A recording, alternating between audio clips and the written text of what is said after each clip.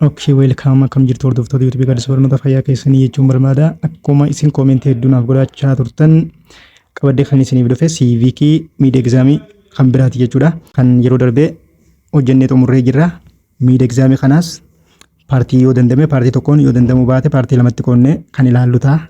Isa kana hedduu isin garsiise maali? Barattoonni baay'een maal jedhanii osoo gibbii qormaata miidii gibbii baate nuuf hojjetteeti kan jedhanii yaadota akkasii waan naa dhiyeessaa turaniif ana immoo qormaatichi hedduu waan naa mul'achuu dideef waan naaf dubbifamuu dideef irra deebi'ee ofii kiyyaaf irra deebi'ee barreessee waan isin dhiyeesseef akka waan qormaata gibbii hin taane tokkotti namoonni hubatan tokko ni jiru. Kanaaf kan biraa kanallee kunoo bifa kanaan akkatti isin garsiise kaniinii fi irra deebi'ee barreessee hasirri mul'atu irraa isin hojjedha ilaaluu dandeessan jechuudha. Mara isaa hundaa'u ilaaluu dandeessanii kan yuunivarsiitii Jimmaati. Akkanumaan ilaaluu dandeessu. Asumaan dhaamsi qoonniin isiniin jechuu barbaadu. Qormaata yuunivarsiitiilee tokko qofa irra fokus kan goone jechuudha. Fakkeenyaaf yuunivarsiitii kanaan baradhaa yuunivarsiitii kana maaltu naangi kan jiru hin ta'u jechuudha akkasitti. Yuunivarsiitiileen qormaanni haala isaan itti baasan muudii wal fakkaatu jechuudha. Kan haala wal fakkaatu ispeeshaalii yuunivarsiitonni first generation ta'an fakkeenyaaf barataan sirriitti diteeyilii waan sun hubachuu barbaadu qormaata yuunivarsiitiilee first generation ta'an sirriitti hojjetaa jechuudha. Kanaaf fayyadu jettanii dhiisuu hin qabdanii irraa barachuu qabdan jechuun barbaada. Bifa kanaan qormaatilee yuunivarsiitii Jimmaatii jechuudha kunis. Ana immoo fakkeenyaaf akka sirriitti nama dubbatu isiniifillee akkasii yeroo nan dubbisu sirriitti isinii mul'atu bifa kanaatti jechuudha kan inni irraa barreeffadhe.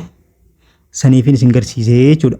Koomentii yeroo darbee osoo kan yuunivarsiitii osoo kan gibbii beenuu hojjettee waan jiru saniin qormaatichi kan inni isin hojjechaa jiru kanuma gibbii ta'uu isaa mirkaneessuu fi haa eegallu.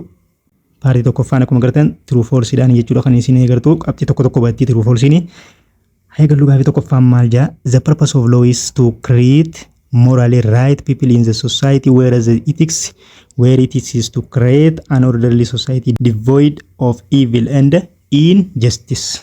Maal jechaa jira kaayyoon looyidha yookaan kaayyoon seeraa to create morally right people. Wantoota akkasii kan tumuudha looyin wantoota akkasii kan hojjetu aadaan tun sirriidha aadaan tun sirrii miti. Safuun kun uummata kana keessa sirrii miti. Jee looyin kan waa'ee kanaa gamaggamuudha yookaan kan waa'ee kanaa kireet godhu yookaan uumuudha. Maal godhe jecha kana isaan kana wal jijjiiree jechuudha. Looyin osoo kan hin ta'in looyin kan maal godhuudha jechuudha. It is orderly society kan kireet godhu jechuudha. Orderly society kireet kan godhu. Orderly society bifa maaliitiin jechuudha. Wanti evil yookaan injustice yookaan haqa malee isa ta'e tokko akka hin uumamne devoid akka ta'u kan godhu.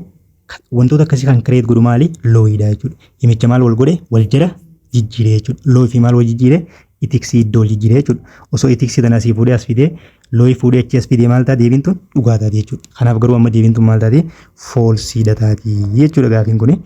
Laayik gochuun dagatina sabiskiraayib godha haarofti. Gara gaafii lammaffatti hodhufne gaafii lammaffaan maal jedha ethics is primarily the matter of knowledge whereas morality is the matter of action. Itiksiin maal qorata? Ethics jalqaba irratti fokusii wanni inni godhu matter of knowledge dha.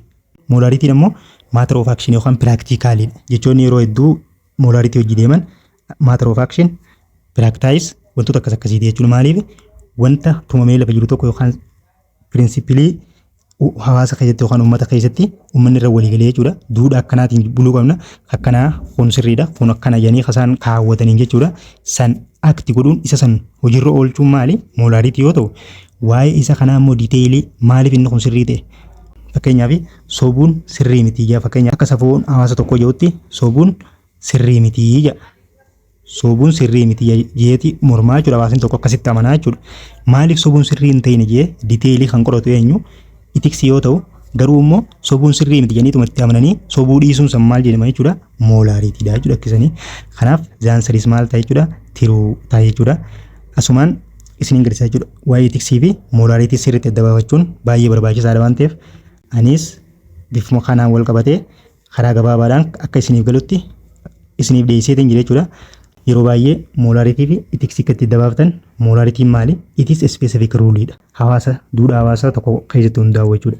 Fakkeenyaaf duudhaan hawaasa iddoo tokko jiraatu duudhaa hawaasa iddoo biraa jiraatu irraa garagara ta'uu danda'a. Kanaaf moolaariitii fi itiksii keessaa kamtu irra yuuniversaalidha jechuudha. Itiksii yuuniversaalidha jechuudha. Moolaariitiin specific rule dha yookaan habiitiin inda code of conduct dha. Yeroo baay'ee jechoota irra deddeebi'ee qormaata irratti dhufu jechuudha. Code of conduct kanaan kan dhufu jechuudha. Code of conduct yookaan practice akti kan ta'e eenyu jechuudha moolaariitiidha jechuudha.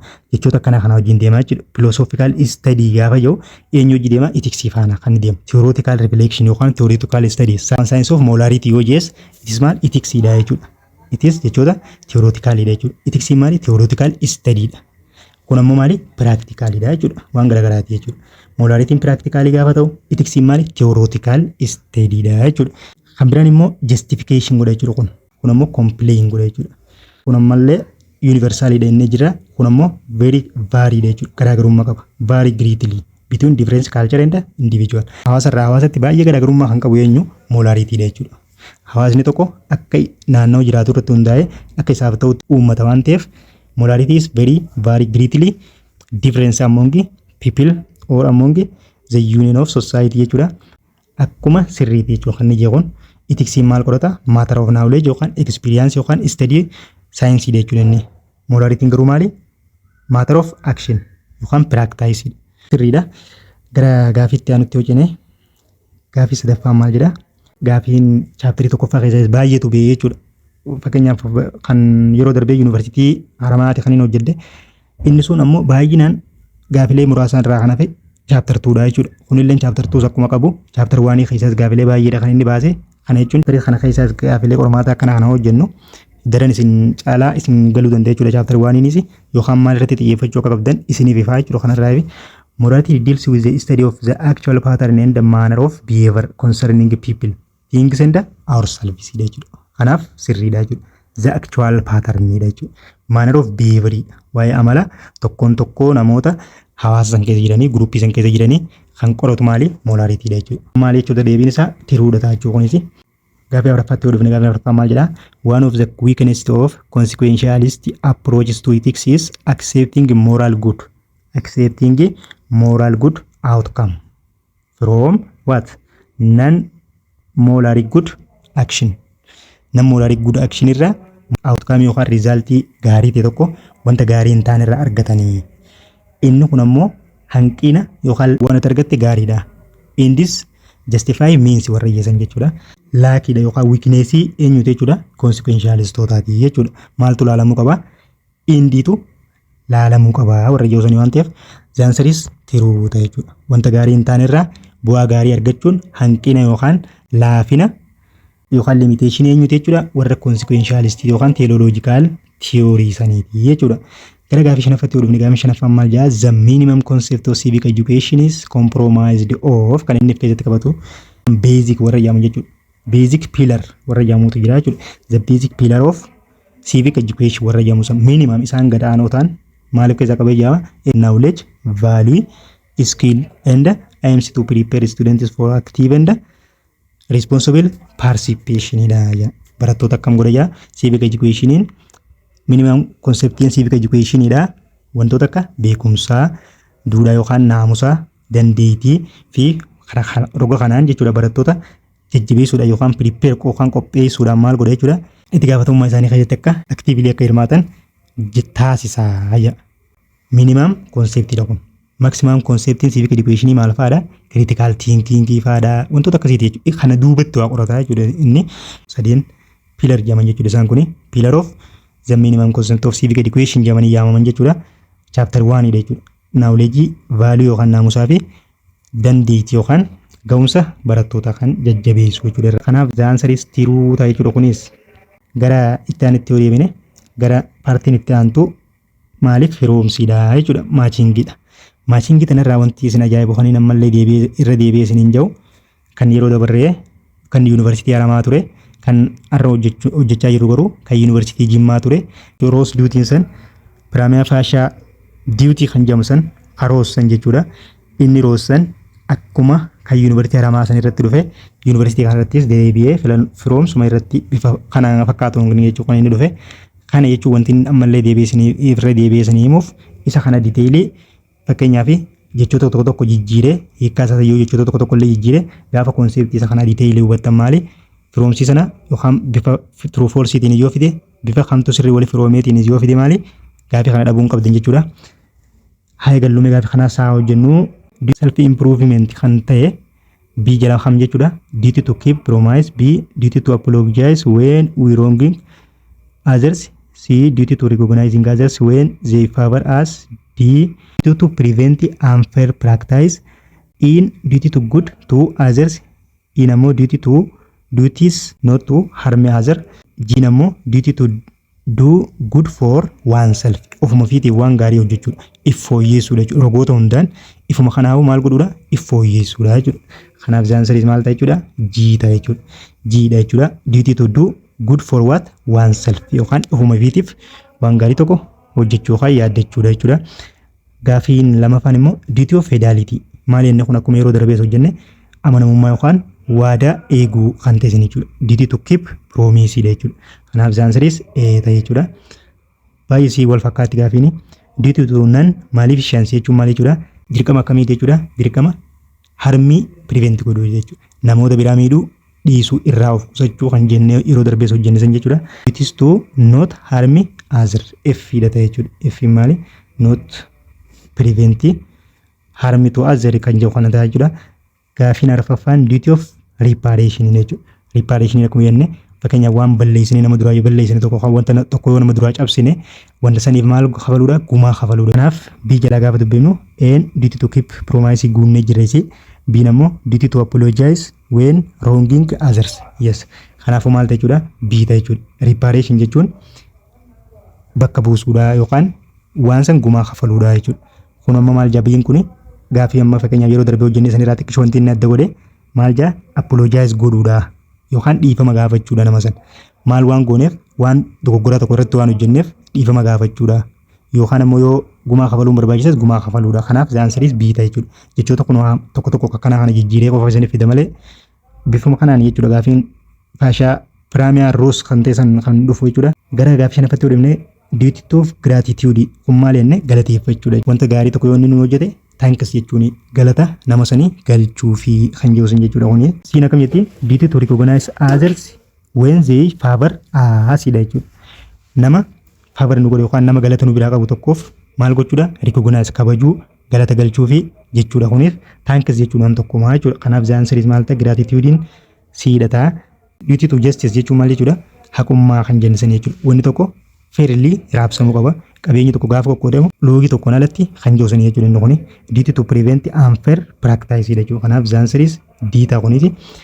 Kan dhumaa immoo duty to beneficence dha. Beneficence jechuun maal jechuudha? Namoota biraa support godhu. Namoota humnaanis ta'ee qabeenyaanis dadhabootan jennee akkuma yeroo darbees hojjenne jechuudha. Kanaaf waluma fakkaataa jechuudha gaafiin tuni. Kanaaf zaansariis maal ta'a kunis ta'a jechuudha. Duty to do good for what? For others dha. Namoota biraatiif waan gaarii tokko hojjechuu yookaan support godhu yookaan deeggaruun duty to maal jedhama? Beneficence jedhama jechuudha. Maal isin hubachiisa? Iddoo kana akka gad-jabeessitanii hubattanii qormaata lamaan irratti illee bifuma wal fakkaatuun kan inni dhufe paartii itti aanutti ceena. Paartii firoomsii kanumaan xumurama. Paartiin itti aanu maali? Filannoodha jechuudha. Paartiin sadaffaan filannoodha. Choose the correct answer from the given alternative dha. Qabxii lama baataa jechuudha kunis. Like gochuun dagatinaa. Subscribe godhaa warri haaroonni hiriyoota keessaniif share godhaa. Waliin adeemnu jechuun barbaada. Filannoon gaafii tokko fayyeete kan eegalu gaafii tokko firraa kan eegalu. Haa eegallu mee which one of the following is false about virtue theory? According to the virtue theory tti himoota armaan gadii keessaa kamtutu sirrii miti yookaan kamtu soba jaa. A. Virtue ethics is the power to do well. B. Virtue ethics is the blueprint for good action and thought. C. Virtue was a vice of men. D. Namo virtue was excellent man. Akka virtue ethics tti wanti sirrii hin taane maali? Virtue ethics kan amala gaarii sanii jechuudha. Kanaaf virtue ethics vice of men jechuun maal jechuudha? Isa kana jechuun maal jechuudha? Virtue ethics namni hordofu tokko maali? Namoota biraa kan faalleessanidha. Yaadaanis ta'e wantoota hundaan namoota biraa kan faalleessanidha. Virtuun akkanaa miti jechuudha. Kun maali? Faallaa virtuuti yookaan oppositii virtuu kan ta'edha jechuudha. Virtuun namoota hundaa wajjin relate ta'uu danda'udha jechuudha. Wantoota akkasii gorsaa jechuudha. Nagaan jiraachuu jechuudha. Kabajaan jiraachuu jechuudha. Jaalalaan jiraachuu akkas barbaada jechuudha. Virtuu wantoota akkasitti amana waan ta'eef vice of man miti jechuudha. Kanaaf the answer is kan sirrii hin taane maali jechuudha? Virtues was vice of men kan jedhu hima sirriitii miti jechuudha. Kanaaf false kan ta'e waan ta'eef the answer is C ta'a. Filannoo gaafii itti aanutti hojjenne. Filannoo gaafii lammaffatti yoo dabaree gaafii lammaffaan maal jedha? Which one of the following is not included under Immanuel Kant principle that guide to make moral action? Immanuel Kant principle yookaan qajeelfamoota Immanuel Kant san jala kan hin naammatamne yookaan keessa kan hin jirre isa kamii jechuudha. Yeroo darbe gaafiin akkana fakkaattu yuunivarsiitiin baay'een qormaata bifa foormii wal fakkaatuun wanni reefu isiniin jeef kana keessa akkam jeef fide Imaanuweel Kaantii pirinsipilii kana keessaa jeeti hamtuutu namoonni akka isa hordofan akka isatti akka hojjetan kan jiru fidee jechuudha. Keessaa yuunivarsaal pirinsipilii kan ta'e kana fidee ammoo maal wal godhe kanneen Imaanuweel Kaantii pirinsipilii keessa hin jirre kamii moolar aakshinii irratti Imaanuweel Kaantii pirinsipilota yookaan qajeelfamoota mataa isaa gaafa kaa'u kana keessatti kan hin hammatamne kamii jechuudha. Amma A consistent principle, B universality principle, C good will principle, D reversibility principle jechuudha. Maal jechuudha? Reversibility principle jechuudha. Reversibility principlein qajeelfamoota golden of rule keessa numa jira jechuudha. Qajeelfamoota principle gaarii san keessa numa jira. Garuu immoo kan Imaanuweel Kaantii principle keessatti hin jiru jechuudha. Kanaaf reversibility principle is not included under the what Imaanuweel Kaantii principle. Kan hin hammatamne reversibility dha. Gara filannoo gaafiitti aanutti hojjenne gaafiin sadaffaan maal jedha? Which one of the following is true about molarity? Molarity chapter 1 dha jechuudha. Molarity ethics lowii sirriitti adda baafachuu jechuudha. Wantoota hanga kana sirriitti adda baafachuu qabdu. Ani molarity sirriitti ibsu isa kamii jedha. A molarity is a uniform compared to ethics. Ethics gaafa wajjin gaafa wal bira qabne ilaallu tokkuma jechuudha jechuudha. B ammoo molarity is justify something through logical reasoning. C ammoo molarity is the code of conduct one follows. D molarity is the discipline that studies about ethics. Gaafii tana reefu hojjennee jira jechuun ni danda'ama jechuudha. Molarity wajjin jechuun yeroo baay'ee qormaata irratti deebiinii dhufan kan hin jee code of conduct kan jiru jechuudha. Code of conduct dha yookaan practice act dha jechuun inni. Kanaafuu the answer is maal ta'a? A code of conduct that one follows yookaan kan namoonni hordofan code of conductiin akkasii maal jedhama? Molarity jedhama jechuudha. Gaafii itti aanutti ceenaa like godhaa, subscribe godhaa warreen haaroo inni. Gaafiin itti aanu waan ajaa'ibu bifa addaatiin dhiyaate jechuudha. Keezii qabaa jechuudha. Gaafiin arfaffaa fi shanaffaan jechuun gaafiin arfaffaa fi shanaffaan keezii kana irratti hundaa'a jechuudha. Keeziin kun maal akka ta'e maal godhuu qabna dura hubachuu qabna jechuudha. Keeziin kun maal jedha haa dubbifnu. Assume that X, Y and Z are Jimma University Aggaroo Campus Natural Science student. Barattoota Natural Science baratan kan University Jimma Campus Aggaroo jechuudha. Wal duraa duubaan barattoota sadii yoo ta'an fakkeenyaaf isaan kuni one days unlike Y, X and Z decided to give their lunch to support displaced people from their home due to sababa maaliitiif due to war and living a difficult situation. Maal jechuun jira jechuudha. Guyyaa tokko barattoonni sadaan kun jechuudha barattoonni sadii Yuunivarsiitii Jimmaa Aggaroo kaampaasii baratan kun jechuudha. Guyyaa tokko maal murteessanii hawaasa sababa waraanaatiif sababa garaagaraatiin buqqa'ee haala hammaataa yookaan haala ulfaataa keessa jiran kanaaf laaqana isaanii maal godhuudhaaf wal mari'atanii murteessan jechuudha. Laaqana isaanii isaan kanaaf dabarsanii kennanii ofii agabuu yookaan osoo nyaatiin ooluu murteessan jechuudha. Murtee akkanaa lafa kaayyatanii among the three students isaan san keessaa why namni jedhamu yookaan namni why bakka bu'e kun was not voluntary to support these people. Maal kun qabu jaa fedhii hin qabu yookaan laaqana isaa kana warra buqqee kana yookaan uummata waraanaan buqqee kanaaf dabarsee kennuu fedhan qabu jechuun eenyu waayin jechuudha. Because she didn't want to miss her lunch for a single day. Guyyaa tokkollee laaqana dhabdee akka tasaa ta'e dubartiidha kun osii waayin tun dubartii bakka buute. Didn't want to miss her lunch for single day. Guyyaa tokkollee laaqana dhabdee jiraachuun barbaanne isin hin feene jechuudha. Kanaaf laaqana kiyya dabarseen kan nu jette jechuudha isin tun. Isin waayin tun jechuudha. Garuu immoo but X fi Z ammoo mobilized other students for these noble things and helped the displaced people. Garuu X fi Z kan jedhamu kun barataan X fi Z jedhamu kun maal godhanii barattoota biraa hunda kakaasuudhaan akka uummata buqqeessan gargaaran fuudhanii laaqana isaanii isaan san afeeran jechuudha yookaan isaan saniif dabarsanii kan laatanii isaan kana ilaalchisee jechuudha gaafiileen asirraa dhiyaatanii kan ilaalchisee gaafilee as keessaa nu gaafate deebisuu danda'u qabna jechuudha. Okkee gaafiin akka bifa kamiin kan nu gaafate keessisan keessaa fakkeenyaaf gaafiin arfaffaan maal jetti which one of the following approaches to ethics is best to explain the action of X and Y. Barattoota lamaan laaqana isaanii dabarsanii warra displaced ta'e yookaan warra waraanaan buqqeessaniif kannan san teoriin sirriitti ibsu isa armaan gadi kana keessaa teorii kamii barataa X fi Z jechuun barataa laaqana isaanii maal godhe jechuudha dabarsee warra buqqeef kanneen jechuudha. A teorii egoozii miti B tiyoorii diyoontoloojiiti. C ammoo tiyoorii altruizimiiti. D ontoloojiiti jetti. Kanaafuu tiyoorii altruizimiiti jechuudha. Tiyoorii altruizimii kan jetti tiyooriin altruizimii namaaf jetti. Ofiif biraa gabuu olii osoo hin nyaatin olii garuu namaaf nama nyaachisii. Osoo hin argatin nama biraatii kannii. Maal jechuudha? Wantoonni riizaltiiwwan hundinuu nama gocha san raawwatu yookaan nama bu'aa san fide osoo hin hammatin qaama saniin ala jiru hunda tiyooriin benefit gootu maali? Tiyoorii altruizimiiti jechuudha. Kanaafuu X and Z students are what? Altruistiidha jechuudha. Warra altruistoota jennuun jechuudha. Barattoonni kun lamaanii waan gaariidha jechuudha. Gaaffii shanaffaan maal nu gaafatti? Gaaffii shanaffaan immoo the decision of why murteen barataa why murteessisan has been best explained one of the following approaches to ethics.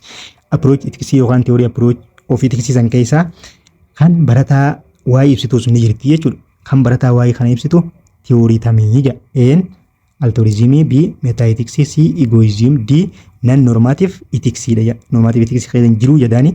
Kanaafuu maal jee an nama biraatiin kan nu if qofaa afuma qofaaf nyaadhaa ta'u qajee dideessan jechuudha. Kun maali? Selfishidha jechuudha. Selfishidha waan ta'eef tiyooriin selfishiin eenyu? Tiyoorii eenyuti? Egoismiti jechuudha. Tiyooriin egoismii selfish tiyooriidha jechuudha. Approach of ethics keessaa selfish kan taate eenyu?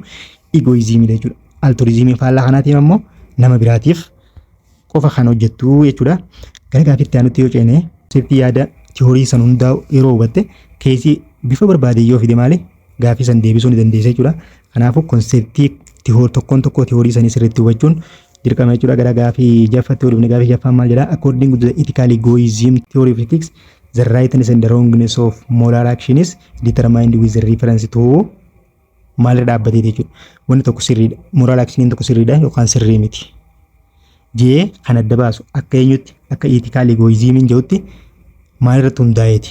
A to the majority of the peoples, B to the doer of the action, C to the majority of people except the doer of the action, D to all except the action of except the actor of the action. Maal jechuudha kuni? Gaaffiin tun waan isin ajaa'iban mallee tiyooruma akka reebisanii jechuudha. Ethical egoismiin akkam jetti? Selfishidha inni jechuudha. Gaaffii amma reeba hojjenne irratti selfishidha jechuudha. Kunis maal irratti hundaa'eeti? Riizaltii maal irratti hundaa'eeti jechuudha.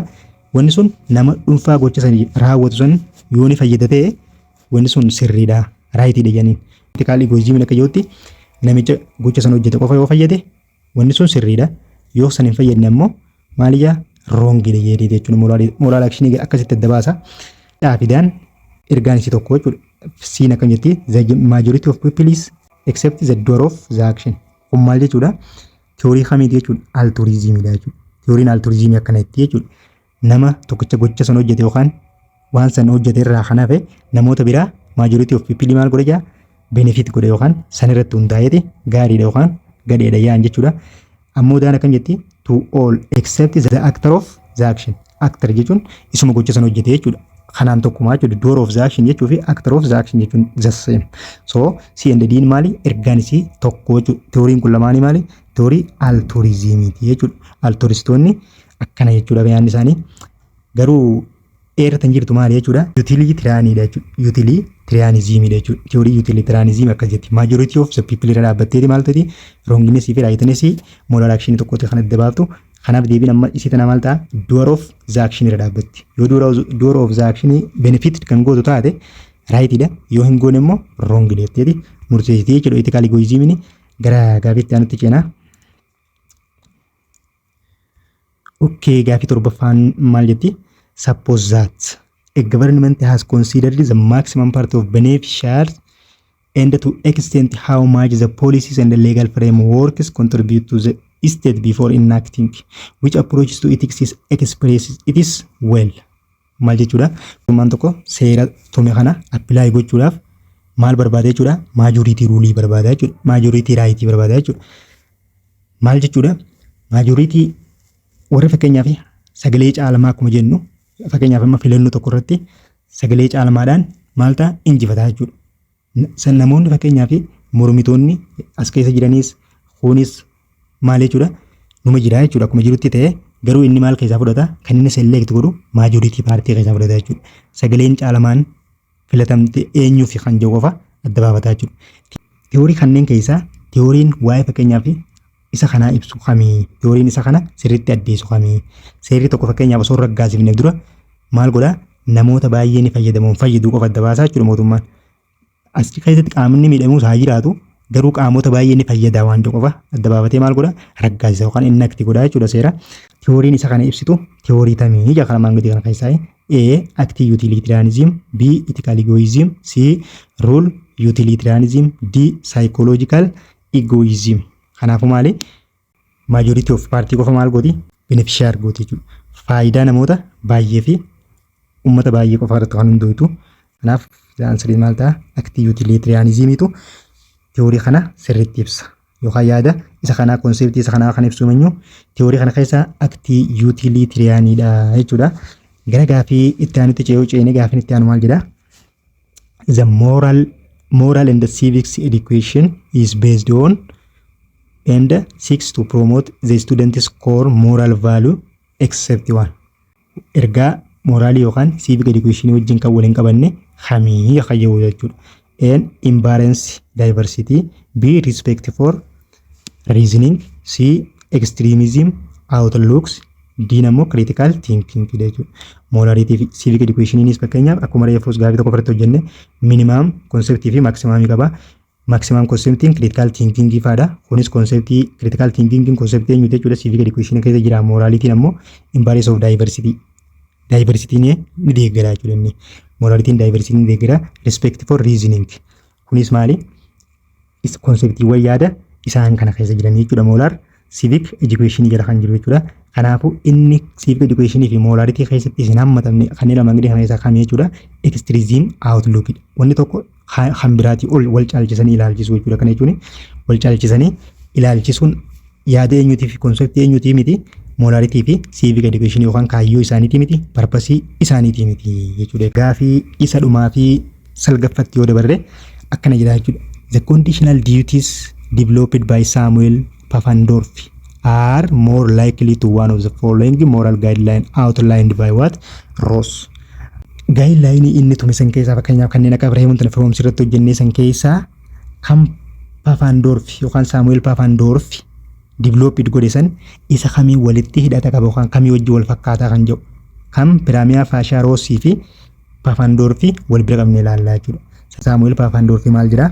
Duty tumame kana namootaatu walitti dhufe yookaan konstitushiniitu walitti dhufe yookaan gamtaatu walitti dhufe maal godhe jaa waliin uummatee akkanatti deemuu qabna jedhanii seera lafa kaayyatanii waadaa waliif seenan waan ta'eef waadaa san waliif eeguu qaba yookaan seera namaa wajjin tumne san duubaa diiguu hin qabnu waadaa waliin jalqaba seenne tursiifachuu qabna jechuudhaan nama sappoorti godhu jechuudha. Kanaafuu achi keessatti waadaa waliif eeguu kan jiru keessatti kan Roosii wajjin eenyu wal fakkaata jechuudha.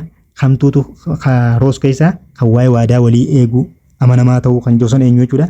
Feedaalitiidha jechuudha. Kanaafuu law of feedaalitiin duty of feedaalitiin Roosii fi yaadni yookaan konseptiin Saamu'eel Pfaffendorf deeggaru maali jechuudha? Yaada wal fakkaatu jechuudha. Waadaa walii haa eenyu jechuudha. Saamu'eel Pfaffendorf akkasuma jaa konstitushiniitu duty kana tume. Kanaaf waadaan sun haa eegamu jee nama sappoorti godhu. Kanaafuu duty of feedaalitiitu eenyutu wajji fakkaata? Kan Samuel Pfaffendorf fi kan Roos inni feedality duty of feedality jedhu maali? It is like jechuudha. Wal fakkaataa jechuudha. Kanaafuu nagatti jechuun barbaada. Kanaaf zeebiin taati kanaaf thank you very much jechuun barbaada. Nagaan naa jiraadhaa. Miidiin Yuunivarsiitii Jimmaa qopheessites kana fakkaataa jechuudha. So filannoowwan sa'ilan lama qabaa 18 30 irraa jechuudha. Weetiin 30tti 30 irraa xumurame jechuudha. Kanaafuu kana paartuma tokkoon kabarisni godheetiin jira. Yeroodhaan akka isin bira dhagahuuf jee aarsaa hedduu godhee isin biraan gaheetiin jira. Galatoomaa nagaan na jiraadhaa jechuun barbaada. Thank you.